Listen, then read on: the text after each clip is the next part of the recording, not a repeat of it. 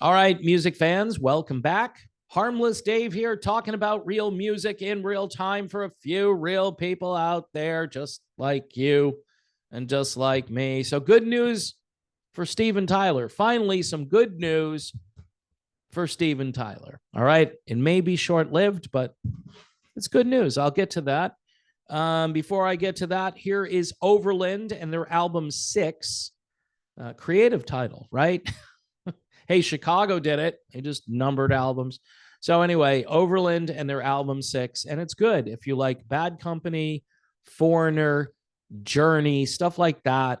It's that kind of wide spectrum, but really just classy, decent melodic rock music that you can listen to and not feel like you've wasted time. Time is short in this life, and you want to listen to some good music, and Overland fits the bill. Steve Overland, he's the singer. Hence, they name the album Overland. All right. So, yeah. And it's good. It's really good stuff. Check it out, courtesy of Escape Music, right? All righty. So Steven Tyler had some good news. He wins his legal battle against sexual assault allegations. All right. Judge Kaplan, U.S. District Court Judge Kaplan, dismissed a lawsuit that accused Aerosmith frontman Steven Tyler of sexually assaulting a former teenage model twice in one day, nearly 50 years ago. Kaplan ruled that Jean Bellino waited too long to sue Tyler under a New York City law protecting victims of gender motivated violence. that term is I'm not a fan of that term. Anyway, Tyler has vehemently denied her allegations. The judge stated Bellino did not qualify for a 2-year window to pursue claims because she did not allege that Tyler's conduct posed a serious risk of physical injury. Okay. Now, what's wrong with the term gender-motivated violence? It implies that the natural attraction between men and women contributes to violence. So it's gender-motivated violence. Just think of that for a moment. All right. Now, again, I'm not excusing Tyler here. I'm just noting that the term is loaded with a newfound dislike for the natural relationships between men and women. All right. That's my opinion. You can disagree with it. So Tyler's legal representatives contended that Bellino could have presented her case earlier under 2 prior state laws, the Child Victims Act and the Adult Survivors Act, both of which had elapsed. In other words, the window for filing a claim had already gone by. They asserted that her failure to do so indicated a lack of diligence on the part of the woman. In dismissing the case, Judge Kaplan aligned with the arguments put forth by Tyler's legal team. So there you go. Tyler must have a decent lawyer. Bellino, a former child model, claimed to have met Steven Tyler in New York in the summer of 1975 when she was 17. This underage stuff, man. She alleged in the lawsuit that Tyler, about 27 years old at the time, violently assaulted her twice on the only day they ever met. Isn't that kind of weird how that happened so quickly? According to Bellino, she met Tyler after a friend arranged for them to meet Aerosmith at the Warwick Hotel following a fashion show she was working in Manhattan. After meeting Tyler and his entourage, they walked down 6th Avenue together. During the walk, Bellino asked Tyler a question about a song lyric, which allegedly frustrated Tyler. This led to him forcing her into a phone booth. That's just bizarre. But this could have happened. The suit claims that while in the phone booth, Tyler assaulted Bellino over a song lyric, groping her and encouraging or engaging in inappropriate behavior. Others in the entourage allegedly stood by laughing, and passers-by witnessed the incident without intervening.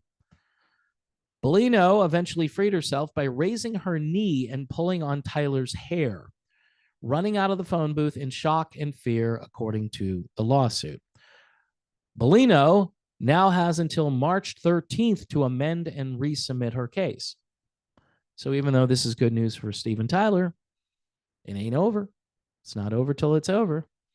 A couple of comments about all of this. First of all, man, Steven Tyler, when they said, the Bad Boys from Boston, when I was younger, I just thought, hey, they're kind of a badass band. They kind of do a great job on stage. And I'm thinking that's where that all comes from. No, they're really talking about bad behavior. That's what they're talking about. And that bad behavior gets glorified, and then it becomes part of the band's legend, the legendary Aerosmith.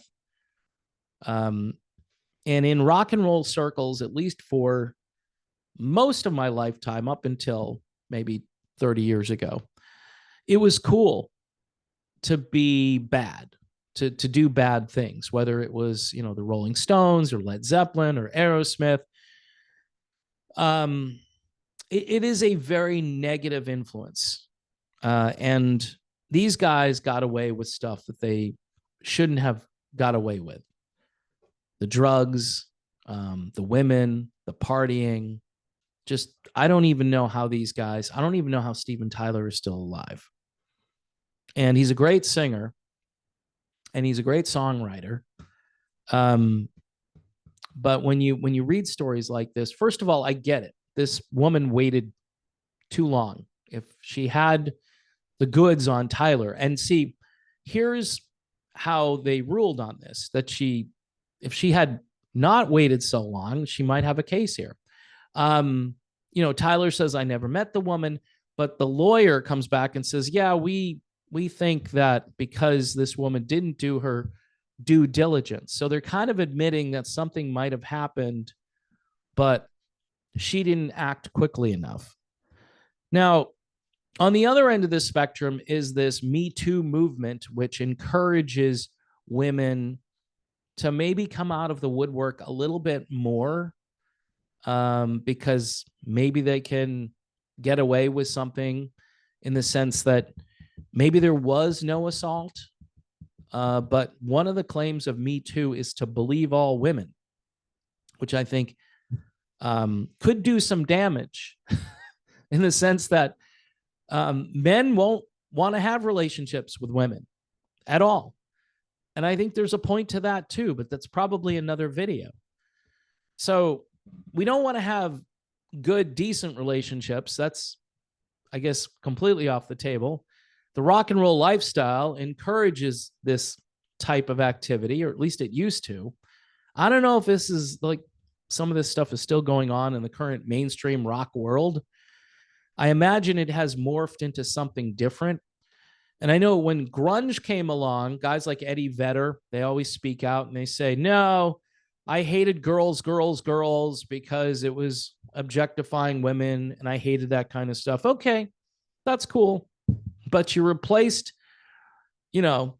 one form of debauchery maybe with different forms of debauchery, as, heroin came along, and there was this dark sort of negativity to everything, that everything is hopeless. And so the fun, which was like Aerosmith and Motley Crue and all that stuff, that was the fun, right? was replaced by stuff that wasn't as fun. And the critics loved the stuff that, eventually came along in the 90s. The fans didn't like it. Most of us, by the way, weren't doing the stuff that Steven Tyler and some of these other guys were engaged in. No, we were living our lives, enjoying the music. I don't think most of us were inspired by, underage girls and all that stuff. It just, was like one of those things that went along with this era. And now looking back, and this is total Monday morning quarterbacking, most of this stuff is disgusting. It's just disgusting. And you mix alcohol, drugs, and fame, and you're a rock star on stage, and it's just dangerous. It's giving all of this power to people who aren't fully cognitively developed or cognitively impaired in most cases. I mean, they say Steven Tyler was 27 years old. 27. I mean, that's 27. You still don't have the world figured out. You might be kind of on your way, but if everything is tainted with drugs and alcohol and parties and the nonstop good time, line me up another girl, because that's what they were doing. Bands would brag about, the girls. I think it was Van Halen had girls underneath the stage or something. Somebody, I don't know if it was Motley Crue. And that was the normal thing. Get me another girl. And it hasn't been good for society. Let's just be honest. I mean, I know there's stuff you can go way back into the 50s and 60s, and you can see how they're kind of marketing certain things. But marketing is one thing, but doing this stuff, and then that's part of your persona. That's part of why people, like Aerosmith, because they have all the hot chicks around them, the underaged hot chicks. That's why I listen to Aerosmith or Motley Crue or whoever. And, some of us who are kind of growing up, Tommy Lee maybe isn't in that category, but we kind of look back and we say, yeah, this is horrible. And so maybe this woman made this story up, or maybe it was true and she just didn't come forward fast enough. My guess is someone said, hey, they changed the law. Why don't you go and see if you can do anything about this? And Steven Tyler, he's got the broken larynx. Not sure if he's going to be able to sing again. This seems like piling on. I mean, it was 50 years ago. So some people are just going to say, it was 50 years ago. Let it go. But man, if it was a violent assault, I don't think you can ever let that go. I think that's going to be part of who you are for the rest of your life. So not an easy situation to navigate when it comes to, justifying any of this. It's just not justifiable. It just isn't. And I don't know, maybe some people learn their lesson and maybe people just are wired a certain way.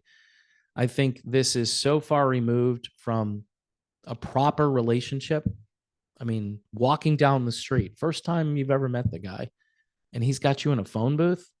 I mean, I guess that sounds unbelievable, but if you've got a bunch of people cheering you on and laughing, then it isn't unbelievable.